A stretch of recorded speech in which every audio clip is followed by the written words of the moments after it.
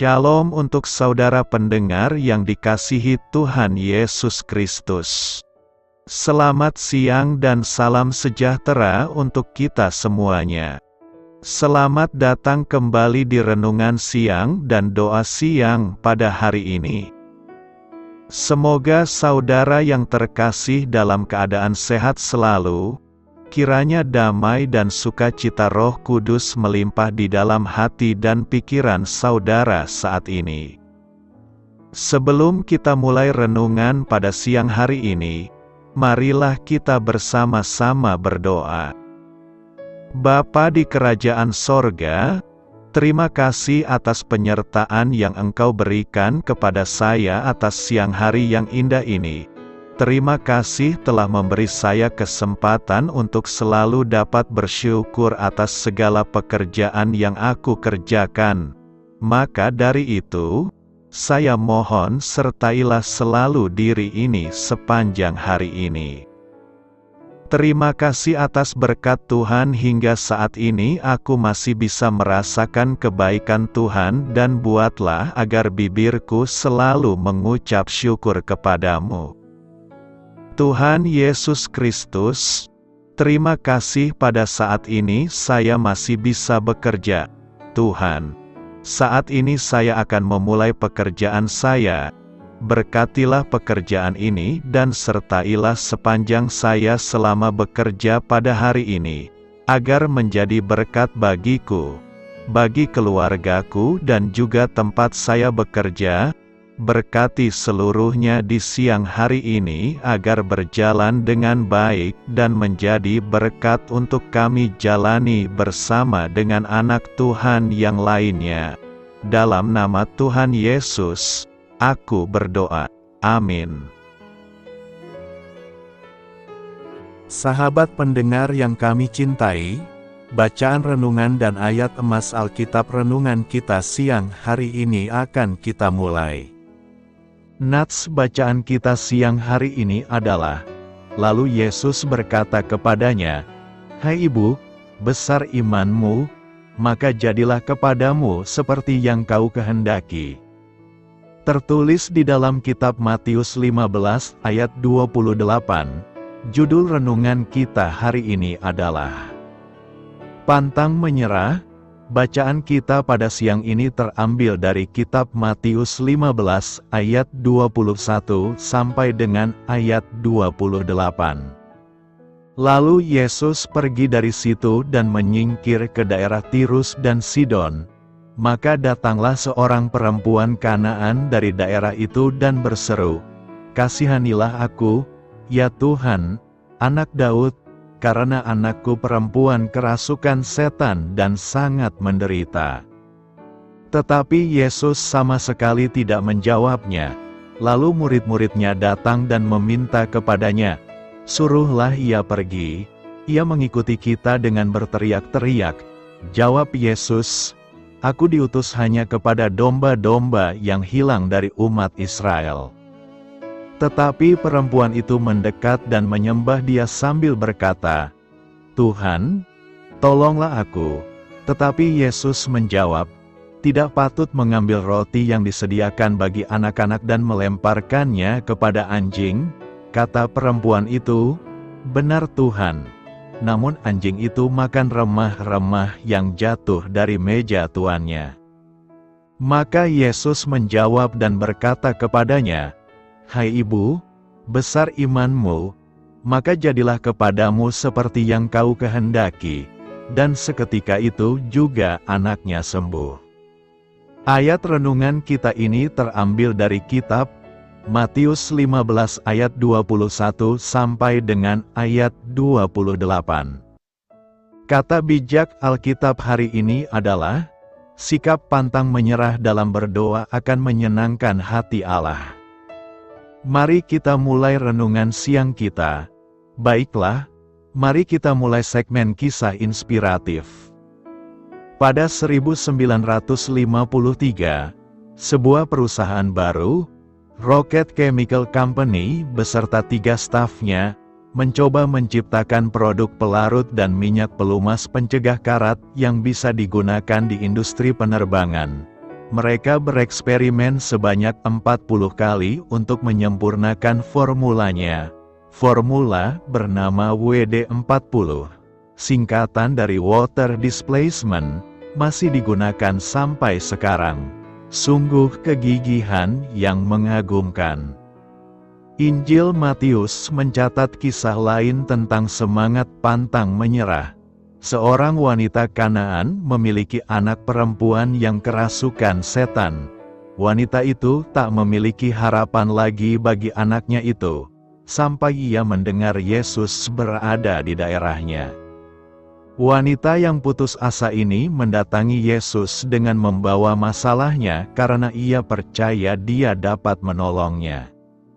Ia berseru kepadanya walaupun tampaknya segala hal dan semua orang menentangnya, ras, latar belakang agama, gender, para murid, setan, dan sepertinya Yesus pun demikian.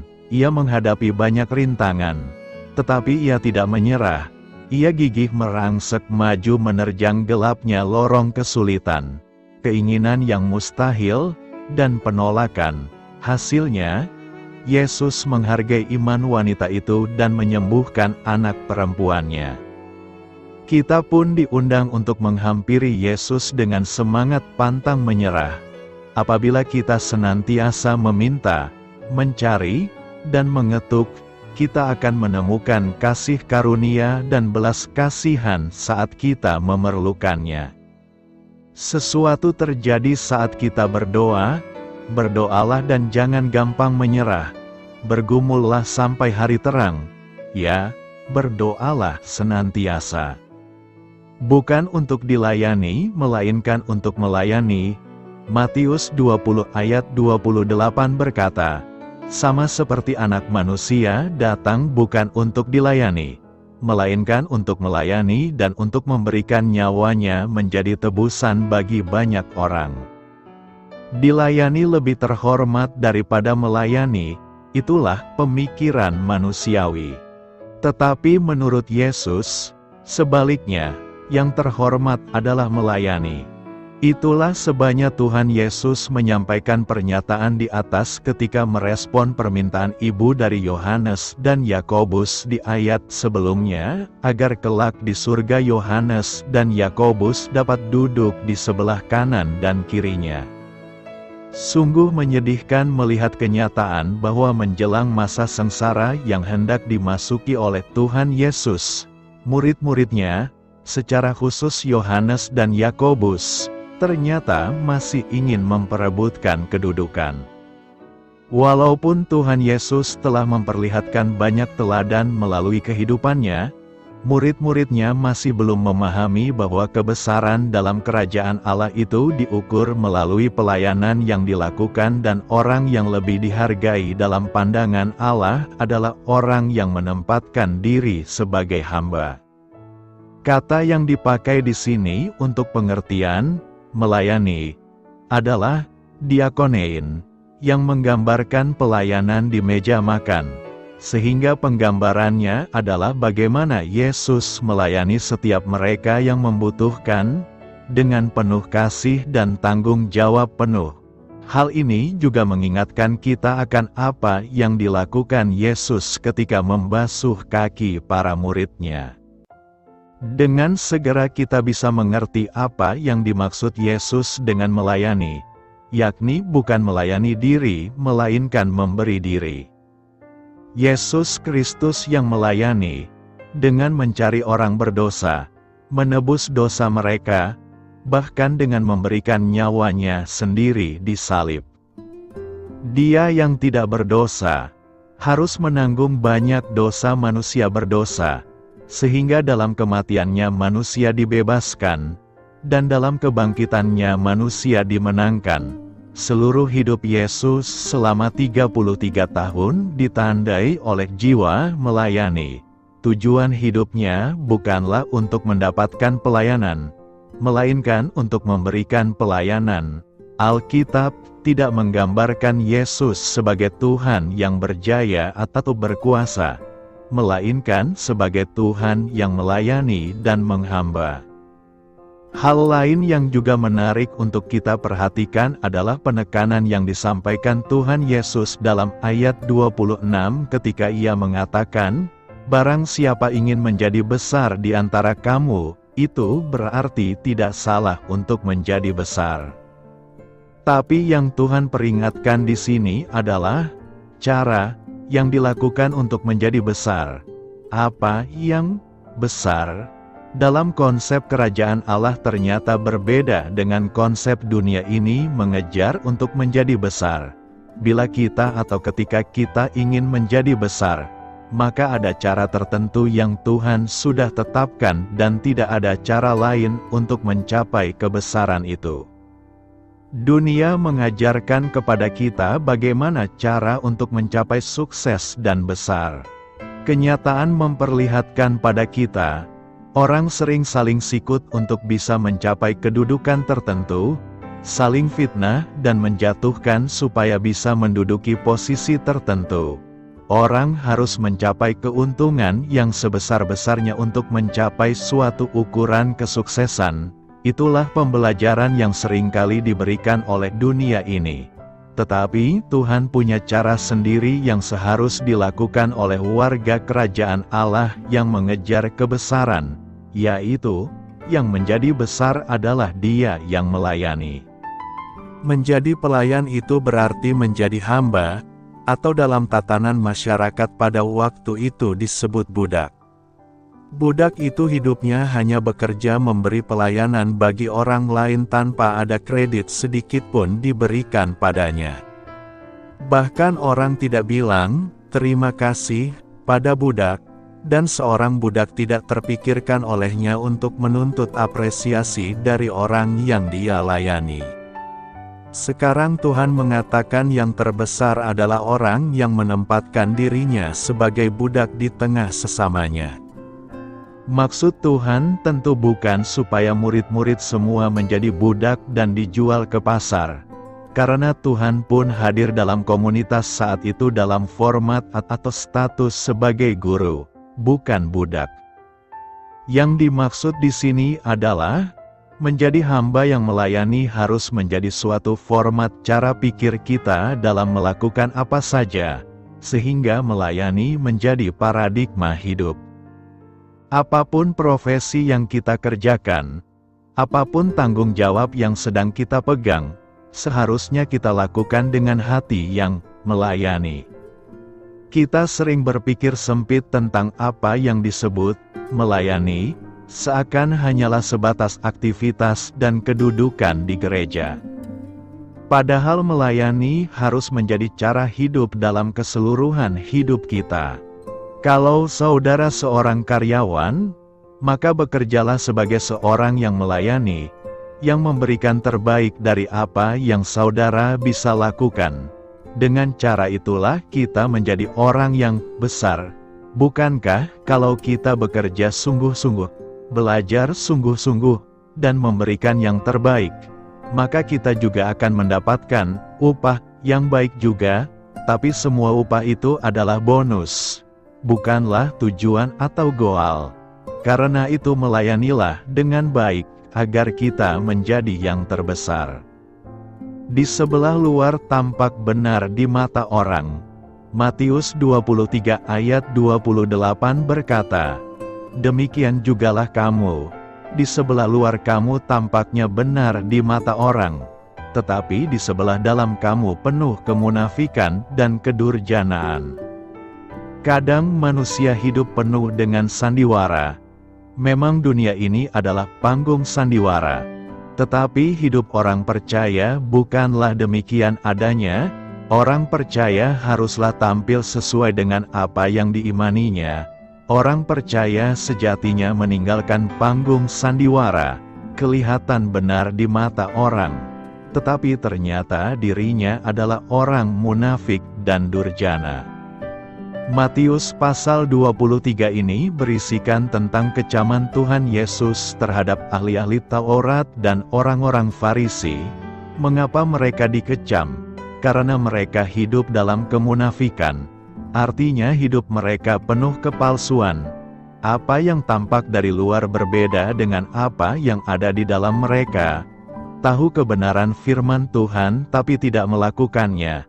Bahkan perbuatan mereka jauh menyimpang dari apa yang mereka ajarkan kepada orang lain. Sikap munafik adalah satu sikap di mana seseorang menutupi kekurangannya atau kesalahannya dengan cara yang licik dan eksklusif. Di hadapan banyak orang mereka berlaku baik, ramah, sok rohani dan saleh, padahal apa yang ada di hati mereka sangat bertolak belakang. Bahkan motivasi pelayanan mereka tidak benar, karena semua pekerjaan yang mereka lakukan hanya dimaksud supaya dilihat orang. Tidak ada kasih yang mendasari pelayanan mereka. Mereka melakukan pekerjaan-pekerjaan rohani dengan harapan beroleh pujian dan sanjungan dari orang lain, sehingga Tuhan Yesus memberi nasihat, "Turutilah dan lakukanlah segala sesuatu yang mereka ajarkan kepadamu. Tetapi janganlah kamu turuti perbuatan-perbuatan mereka, karena mereka mengajarkannya tetapi tidak melakukannya." Orang-orang Farisi dan ahli Taurat dikatakan Tuhan tampaknya mereka benar di mata orang tetapi di sebelah dalam penuh kemunafikan. Mereka memanggil Yesus Kristus Guru, tetapi mereka sesungguhnya tidak setuju dengan pengajarannya. Kelihatannya para ahli Taurat dan orang Farisi sudah terbiasa dengan sikap berpura-pura. Mereka sudah biasa berpura-pura rajin berdoa, dan sengaja melakukannya di depan orang. Orang yang munafik digambarkan seperti kuburan yang dilabur putih, yang sebelah luarnya memang bersih tampaknya, tetapi yang sebelah dalamnya penuh tulang belulang dan pelbagai jenis kotoran. Di luar tampak putih dan menarik, tapi di dalamnya busuk. Tanpa disadari sifat munafik ini telah mendarah daging dalam kehidupan orang percaya. Untuk itu kita perlu dimurnikan dari berbagai macam kemunafikan supaya apa yang kita lakukan berkenan di hadapan Tuhan. Adapun sifat munafik antara lain, ingin dipuji dan dihormati orang, suka berpura-pura baik, dan suka mencari kesalahan orang lain. Firman-Nya tegas, "Hai orang munafik, keluarkanlah dahulu balok dari matamu, maka engkau akan melihat dengan jelas untuk mengeluarkan selumbar itu dari mata saudaramu." Jika ada kemunafikan dalam hidup kita, apapun yang kita lakukan akan menjadi sia-sia. Mereka hanya mementingkan penampilan dari luar. Tahukah saudaraku bahwa kebanyakan orang hari-hari ini hanya mementingkan penampilan dari luar? Kadang sang suami berpikir, bagaimana istri saya dapat bahagia bila saya belikan ia kosmetik yang mahal, saya baru pulang dari luar negeri, saya belikan ia sepatu dan baju yang mahal. Saya selalu mencoba untuk mengumpulkan uang yang banyak, agar saya dapat memberikan ia uang yang banyak. Dengan melakukan hal itu, saya yakin istri saya pasti bahagia. Tetapi, ia tidak perlu tahu tentang hidup saya. Kalaulah saya masih suka berzina dengan wanita lain, itu adalah hal biasa. Karena saya sebagai lelaki normal masih bisa tertarik dengan kesenangan dunia. Karena itu, mari buanglah segala kemunafikan, dan mari kita berusaha hidup benar di hadapan Tuhan dan juga manusia. Bertekun dalam iman yang benar. Saudara-saudari yang terkasih dalam Kristus, hari ini, Matius menyuguhkan kita suatu kisah Injil dengan judul perikop, perempuan Kanaan yang percaya.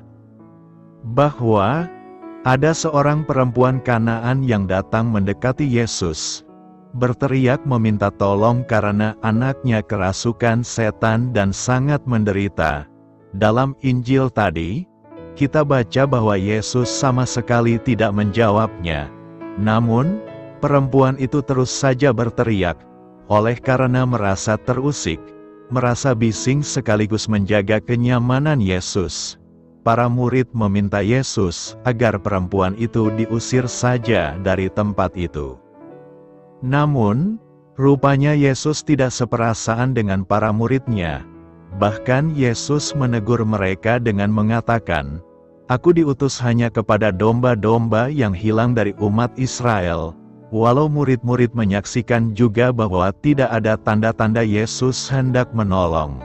Tetapi perempuan itu mendekat dan menyembah Yesus sambil berkata, "Tuhan, tolonglah aku." Terhadap permintaan perempuan itu, Yesus meresponsnya dengan mengatakan, "Tidak patut mengambil roti yang disediakan bagi anak-anak dan melemparkannya kepada anjing." Sang perempuan menyahut Yesus katanya, "Benar Tuhan, namun anjing itu makan remah-remah yang jatuh dari meja tuannya." Atas jawaban dan kesungguhan sang perempuan, Yesus menyatakan, "Hai ibu, besar imanmu, maka jadilah kepadamu seperti yang kau kehendaki." Saudara-saudari yang terkasih dalam Kristus, bertekun di dalam iman yang benar berarti percaya kepada Allah dalam segala keadaan dan tetap setia kepadanya, bahkan ketika dalam kesulitan yang besar sekalipun dan tampaknya bahwa Tuhan tidak memperhatikan. Inilah ujian iman. Situasi seperti itulah yang dialami dan dirasakan oleh perempuan Kanaan dalam kisah Injil ini. Perempuan itu sangat yakin bahwa Yesus yang sedang lewat di jalan mereka adalah Tuhan, bahwa untuk Tuhan tidak ada yang mustahil. Tuhan memiliki kekuasaan yang tidak terbatas termasuk untuk menyembuhkan anaknya. Oleh karena keyakinannya itu, maka anaknya dapat disembuhkan. Poin berikut yang dapat dipetik dari alur kisah Injil di atas adalah, untuk sebuah perjuangan yang peruntukannya sangat penting, pasti saja akan terkabulkan. Betapa tidak, kerinduan sang perempuan Kanaan agar anaknya dapat sehat kembali dari keadaan sakit yang parah, mendorongnya untuk giat berjuang tanpa malu dan takut. Dia tidak lagi ada rasa takut, sekalipun harus menerobos masuk ke dalam barisan banyak orang, hanya supaya dapat menjumpai Yesus. Dia juga tidak malu untuk berteriak dengan suara keras agar Yesus bisa mendengar wujud permohonannya. Dia juga tidak gubris sedikit pun ketika para murid Yesus berupaya untuk menghalang-halangi bahkan menegur dia untuk tidak boleh menjumpai Yesus. Intinya, untuk perjuangan yang penting ini, dia melakukan segala cara agar anaknya bisa sembuh dari sakit yang sudah lama dideritanya. Hasil tidak mengingkari proses. Alhasil dia bisa menjumpai Yesus dan Yesus pun menyembuhkan anaknya itu. Hal lain bahkan menjadi poin utama dari kisah Injil ini adalah terkait pengujian iman. Bahwasanya, ketika teriakan minta tolong itu sampai ke telinga Yesus, Yesus tidak langsung menjawabnya. Yesus seolah-olah tidak mendengarnya dan berjalan terus. Namun perempuan itu terus saja membuntutinya. Bahkan, oleh karena situasi itu, para murid menganjurkan Yesus untuk usirkan saja sang perempuan itu. Namun Yesus menegur mereka terkait apa yang mesti dia buat untuk kaumnya sang perempuan itu. Yesus rupanya tidak ingin membantu sang perempuan Kanaan itu karena dia bukan orang Israel dengan menyampaikan pernyataan, "Tidak patut mengambil roti yang disediakan bagi anak-anak dan melemparkannya kepada anjing." Kata perempuan itu, "Benar Tuhan, namun anjing itu makan remah-remah yang jatuh dari meja tuannya." Kata Yesus, "Hai ibu, besar imanmu, maka jadilah kepadamu seperti yang kau kehendaki." Jadi, Yesus mencermati bahwa iman perempuan Kanaan itu sangat besar. Bukti kebesaran iman perempuan itu bahwa walau Yesus mengulur-ulur kesediaannya untuk membantu bahkan ingin menolaknya, tetapi perempuan itu tetap membuntutinya dan tetap menaruh harapan bahwa Yesus yang adalah Tuhan akan mengabulkan permintaannya. Alhasil, buah keyakinan, ketabahan, dan besarnya iman sang perempuan Kanaan itu menuai hasil dengan apa yang diingininya bisa terjadi. Anaknya sembuh saat itu juga. Saudara-saudari yang terkasih dalam Kristus, saya boleh memberikan 3 intisari dari Injil Matius 15 ayat 21-28 ini. Pertama, mempercayakan seluruh hidup kepada Allah. Itulah iman, imanlah yang menyelamatkan kita. Iman sebesar biji sesawi saja dapat memindahkan gunung. Apalagi kalau kita beriman yang sungguh. Jadi, apa saja yang kita inginkan apabila kita memiliki iman yang besar, maka segala yang kita inginkan pasti tercapai. Kedua, kita, manusia, adalah makhluk terbatas. Dalam keterbatasan kita sebagai manusia, banyak kebutuhan, keinginan dan harapan untuk dipenuhi. Urgensitas atau skala prioritas keinginan dan harapan kita sebagai manusia terbatas, terdapat kebutuhan yang urgen. Dalam kondisi ini, kita harus berusaha, harus berjuang penuh daya. Tuhan tidak akan menutup mata akan usaha dan perjuanganmu yang sungguh itu. Keyakinan ini adalah bagian dari iman. Ketiga, beriman membutuhkan kesungguhan. Beriman membutuhkan ketabahan dan tawakal serta pengorbanan. Ujian dan cobaan pasti akan menghiasi kehidupan harian.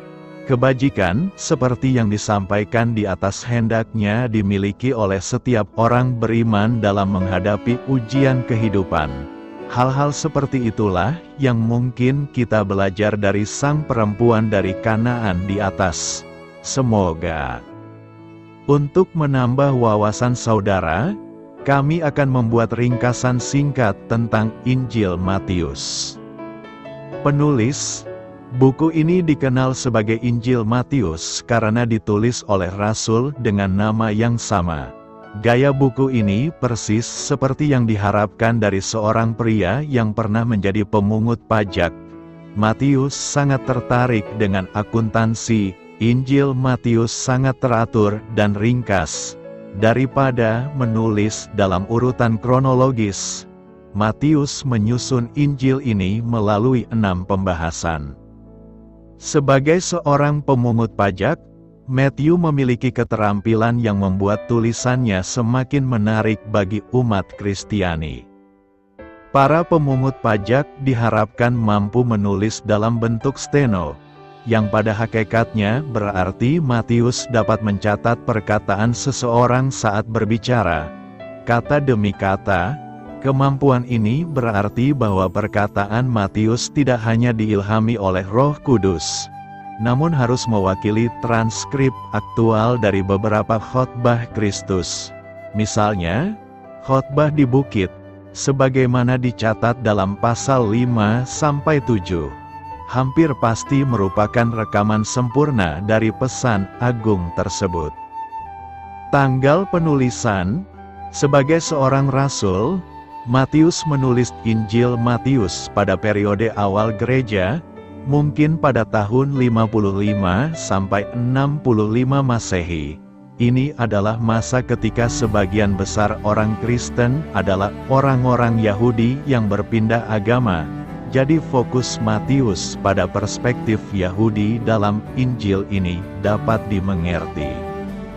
Tujuan penulisan, Matius bermaksud membuktikan kepada orang-orang Yahudi bahwa Yesus Kristus adalah Mesias yang dijanjikan.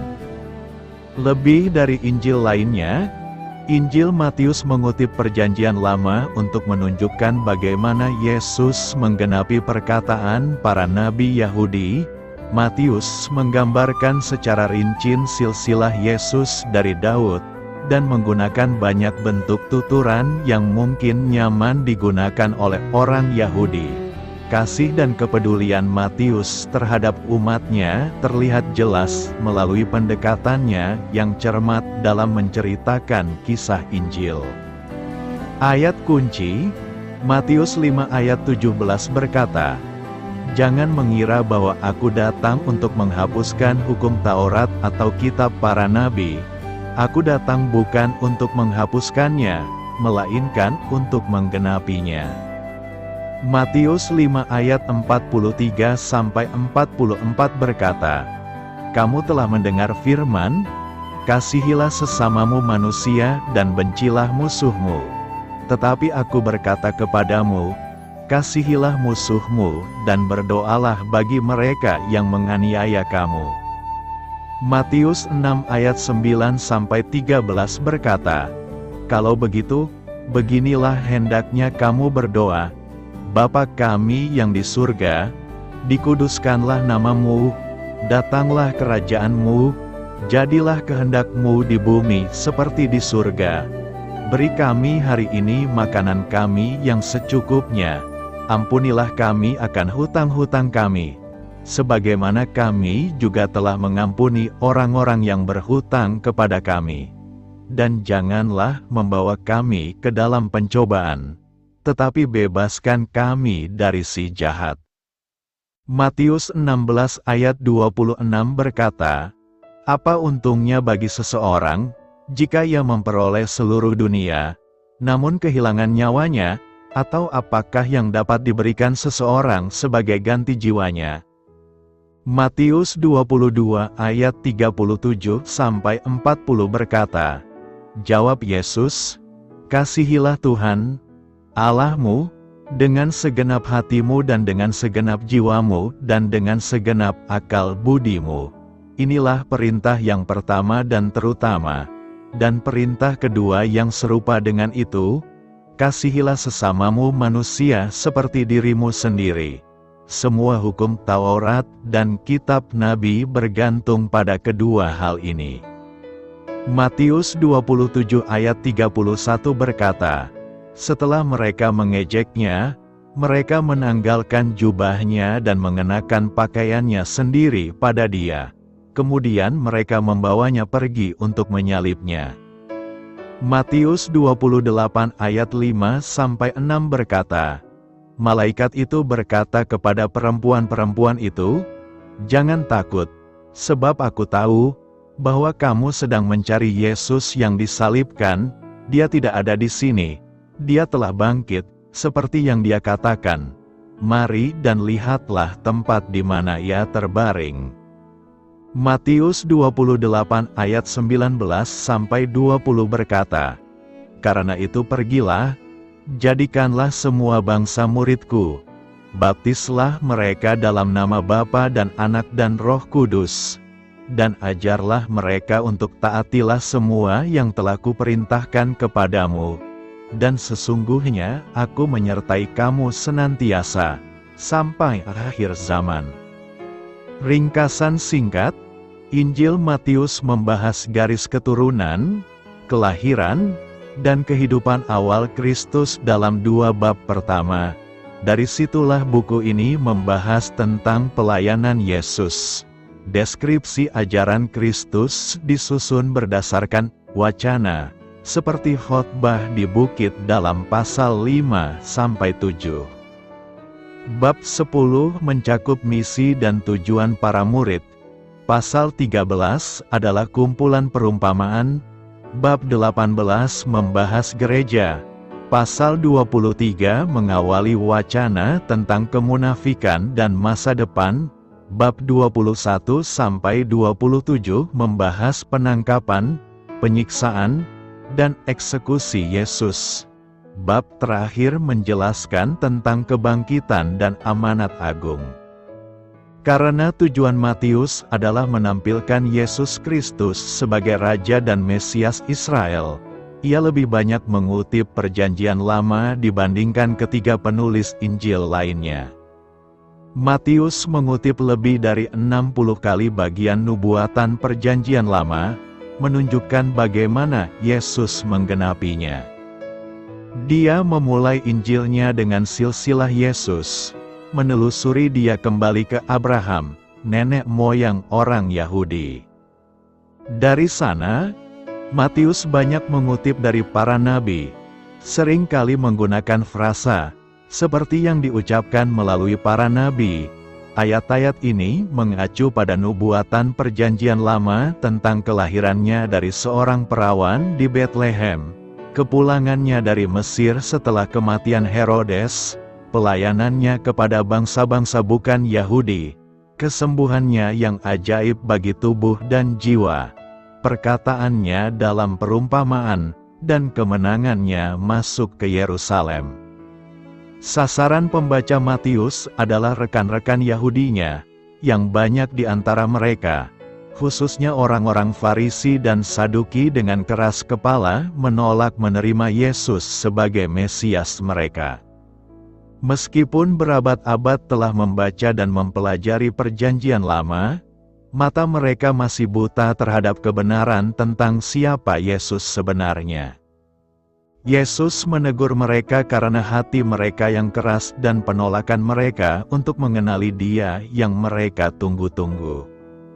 Mereka menginginkan seorang Mesias dengan cara mereka sendiri, seseorang yang dapat memenuhi keinginan mereka dan melakukan apa yang mereka ingin Dia lakukan. Seberapa sering kita mencari Tuhan dengan cara kita sendiri?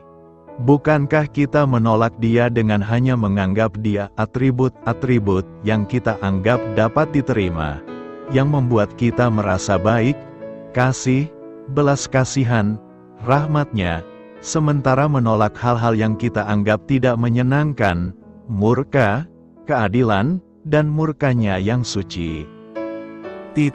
Kita tidak berani melakukan kesalahan seperti orang Farisi, dengan menciptakan Tuhan menurut gambar kita sendiri dan kemudian mengharapkan Dia memenuhi standar kita.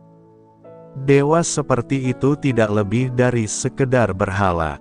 Alkitab memberi kita lebih dari cukup informasi tentang sifat sejati dan identitas Allah dan Yesus Kristus untuk menjamin penyembahan dan ketaatan kita. Selamat berkarya untuk Tuhan. Selamat memulai karya dalam minggu ini untuk Tuhan. Doa saya menyertai saudara sekalian. Saya memberkati Anda agar sewaktu Anda mencarinya dari Dia, Bapa Surgawi Anda akan memberikan bagi Anda roti harian Anda. Dalam nama Yesus Kristus, Tuhan yang berkuasa atas alam semesta dan menuntun kita kepada iman yang menyelamatkan. Tuhan Yesus menyertai senantiasa. Tuhan memberkati. Amin.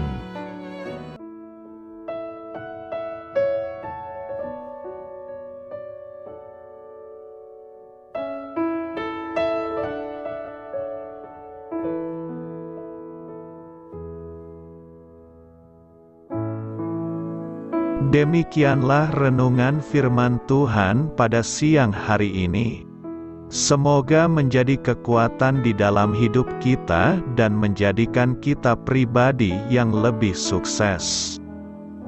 Sebelum kita memulai aktivitas hari ini, marilah kita berdoa. Bapa kami yang ada di sorga, terima kasih atas kasih dan kebaikan Tuhan yang begitu besar buat kami. Tuntunlah perbuatanku agar di sepanjang hari ini saya bisa bekerja sebaik-baiknya, tidak pernah jemu menolong sesama, selalu ramah dan tahu terima kasih, menghayati iman dan mengamalkannya dengan sekuat tenagaku. Semua ini saya sampaikan kepadamu, dengan pengantaraan Kristus, Tuhan kami. Allah, Bapa kami bersyukur kepadamu, bahwa dengan bekerja kami boleh ambil bagian di dalam karya-Mu mensejahterakan dan membahagiakan umat manusia. Kami mohon bimbingan-Mu dalam melaksanakan pekerjaan kami hari ini.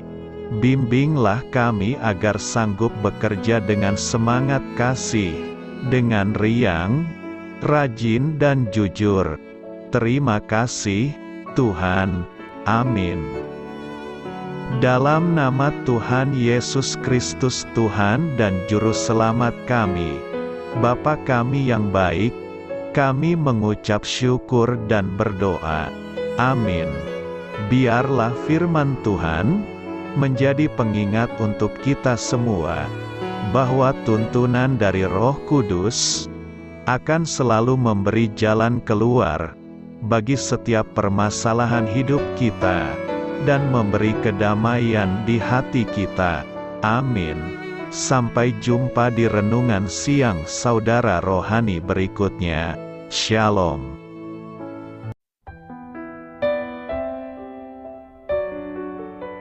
Halo untuk semua pendengar saudara rohani yang terkasih di dalam nama Tuhan Yesus Kristus dimanapun berada.